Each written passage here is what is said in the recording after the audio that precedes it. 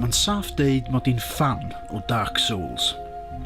Dwi wedi chwarae ac ail chwarae'r gema, wedi darllen llyfr am y gyfres ac wedi prynu'r crys T yn llythrenol. Ar ben hynny dwi wedi trio'r holl clones a rip-offs o'r gyfres fyd. Mae rhai fel Salt and Sanctuary yn dal ysbryd y peth yn llwyr, tra bod eraill fel Lords of the Fallen ddim. A rwan dyma Nioh, gêm sy'n cymryd Dark Souls i drawsblannu slap bang i Japan 400 mlynedd yn ôl ac yn ychwanegu stwff. Lot fawr iawn o stwff. A si brydwch y peth, ond mae'n gweithio. Mewn rhai ffyrdd mae o hyd yn oed yn well. Cyn i fi gael fy llosgi'n dduw am fod yn heretic, dyma pam. Mae'r holl bethau ydych chi'n hoffi o Dark Souls yma yn chwarae fel ffigwr hanesyddol go iawn, gwyddel o'r enw William Adams ddath yn un o'r tramorwyr cyntaf erioed i gael bod yn samurai. Fyddwch chi'n brwydro'ch ffordd o gwmpas byd hard as nails yn llawn gelynion dynol a bwystfilaidd yn cryfhau ac yn mireinio'ch cymeriad wrth fynd.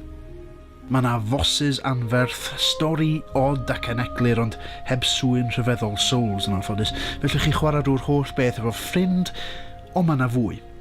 Lot mwy. Yn Dark Souls, enghraifft, yr unig ffordd o wella'ch cymeriad ydy lefelu fyny. Yn Nioh mae hynny dal yma, ond mae yna hefyd arfa, arfwisgoedd ac offer sy'n newid eich stats. Tylwyth teg bach gwyrdd wedi cuddio mhob lefel sy'n rhoi bonuses gwahanol i chi.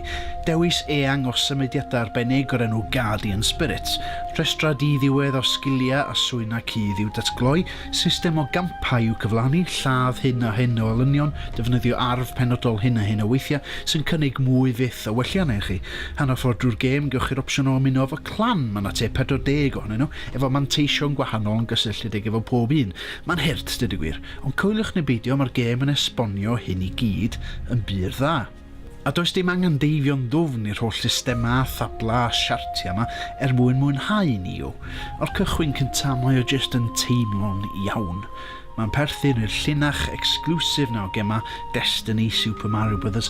Sy'n hollol llyfn yn gwneud i chi anghofio bod yna reolydd yn eich dwylo. A dim ond cryfhau mae'r teimlad yma wrth i chi ychwanegu llond troll o alluoedd newydd at eich arsenal. Bach o siom ydy hi felly bod dim angen i defnyddio nhw i gyd mwyn llwyddo. Mae'n berffaith bosib mynd drwy'r holl beth yn defnyddio llond llaw o'r un symudiadau drosodd a throsodd, efo'r gêm ddim cweit yn cyrraedd y lefel sbeitlyd o galtwch sy'n nodweddiadol o Dark Souls ar ei weitha. Mae hyd yn oed yn bosib dysgu un neu ddau o driciau sy'n hyd yn oed yn gwneud y bosses yn haws, ond pan mae'r gêm mor hwyl â hyn, pwy sy'n cwyno? Problem fwy, dwi'n meddwl, ydy bod Nioh erbyn y diwedd yn teimlo fyrmyn bach yn un donog.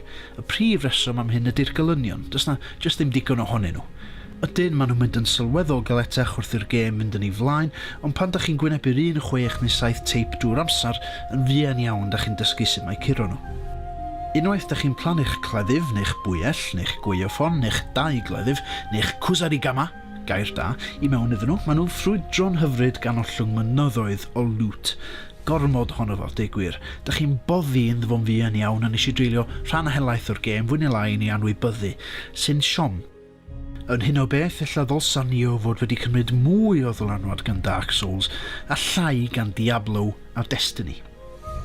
Ac mae yna fwy o Destiny yn digwydd bod yn yr agwedd aml chwaraewr, sut mae lefelau dyddiol arbennig yn swnio yn galetach na'r lefelau arferol, neu'r gallu chwarae chunks o'r lefelau eto efo pethau wedi newid ymhellach fyth. Mae yna hyd yn oed fersiwn hollol wahanol super anodd o'r gêm cyfan wedi gynllunio i ddau o bobl chwarae efo'i gilydd. Os da chi eisiau mynd drwy pob un dim yn Nioh, byddwch chi'n chwarae rhaid arna bedair gwaith. Mae'n swnio fel cynllunio diog, ond heb i chi brofi'r peth eich hun, byddwch chi ddim yn deall jyst pa mor hwyl ydi o. Nioh ydy'r gêm llawn cyntaf i fi orffen flwyddyn yma, a fyddai di synnu os dydi o ddim ar fy rhestr i o gema gora'r flwyddyn. Oes, mae yna broblemau yma, ond i fi sy'n awchu am fwy o Dark Souls sydd bynnag allai gael o fel rhyw fath o junkie masocistaidd, mae'n ffitio'r bil yn berffaith. Dwi wedi archebu'r cynnwys ychwanegol yn barod, a dwi'n siŵr y byddai'n sgipio rownd Bangor yn gwisgo'r crys T cyn i chi droi rownd. Mae'n saff deud mod i'n fan o Nioh.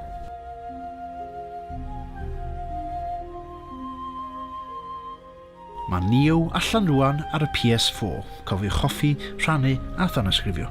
Am fwy o drafod gema yn Gymraeg, sticiwch efo ni yma ar fideo8.com.